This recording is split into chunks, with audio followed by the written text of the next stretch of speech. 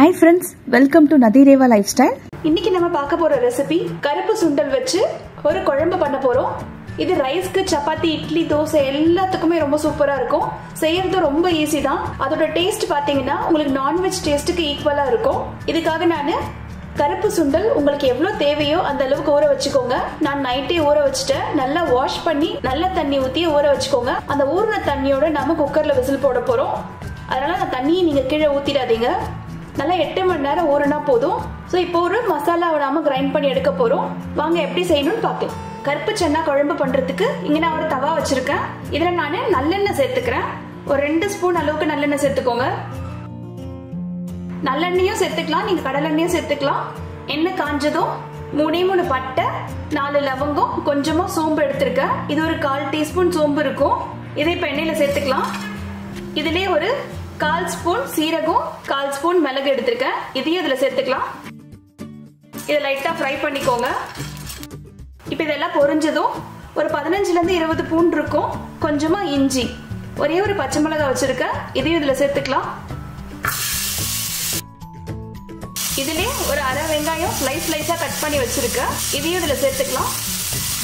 ஒரு ஸ்பூன் தனியா வச்சிருக்கேன். முழு தனியா தான் வச்சிருக்கேன். இந்த தனியாவையும் இதுலயே சேர்த்து வறுத்துக்கலாம். இப்போ இது எல்லாத்தையும் நல்லா வதக்கிக்கோங்க. இது எல்லாத்தையும் மீடியம் ஃப்ளேம் வச்சு நல்லா வதக்கிக்கோங்க. இப்போ ஒரு 70% நல்லா வதங்கிருக்கு. இந்த டைம்ல நாம 1 கப் அளவுக்கு தேங்காய் துருவல் வச்சிருக்கேன். அதையும் இதுல சேர்த்துக்கலாம். தேங்காய் துருவல் இல்லைன்னா அரை மூடி தேங்காய் பீஸ் கூட சேர்த்துக்கலாம். இப்ப இதையும் நல்லா வதக்கிக்கோங்க. தேங்காய் நல்லா வதக்கிட்டோம்னா நம்மளுக்கு குழம்பு வந்து கெட்டு போகாம இருக்கும்.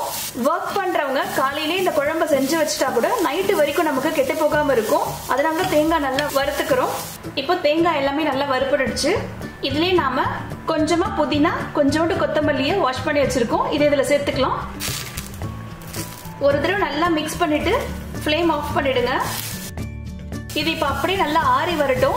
ஆறினதும் மிக்சியில சேர்த்து கொஞ்சமா தண்ணி சேர்த்து பேஸ்ட் மாதிரி நல்லா நைஸா அரைச்சு எடுத்துக்கலாம். இப்ப மசாலா வதக்கி எடுத்தாச்சு. இப்ப நாம குக்கர்ல குழம்பு செய்ய ஆரம்பிச்சிடலாம்.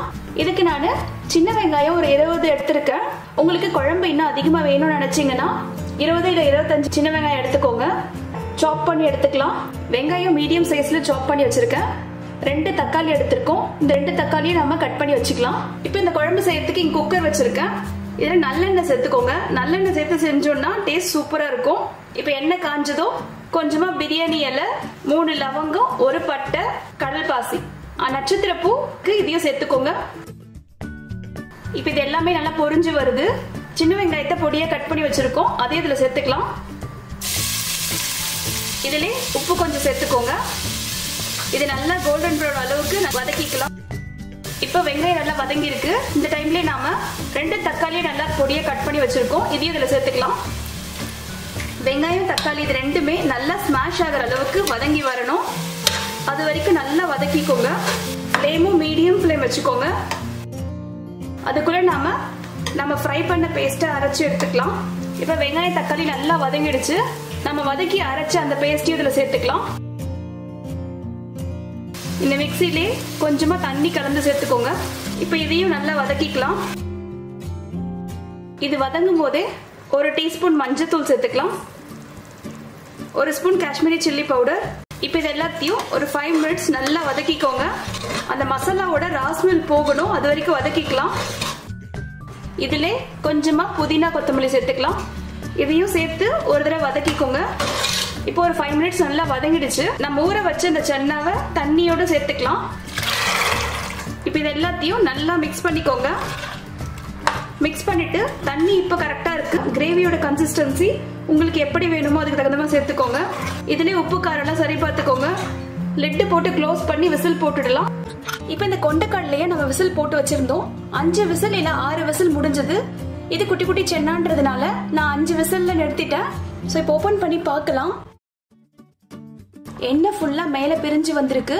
இதுலயே நாம விசில் போட்டோம். விசில் போட்டதும் பிரஷரை மட்டும் நான் ரிலீஸ் பண்ணிட்டு குக்கரோட லிட் லைட்டா க்ளோஸ் பண்ணிட்டு ஒரு 5 மினிட்ஸ் நான் சிம்லயே வச்சிருந்தேன். இப்ப பாருங்க எந்த அளவுக்கு சூப்பரா வந்திருக்கு. இப்ப மேல கொத்தமல்லி, புதினா தூவி இறக்கிடலாம். குழம்போட திக்னஸும் பாத்தீங்கன்னா கரெக்டா இருக்கு.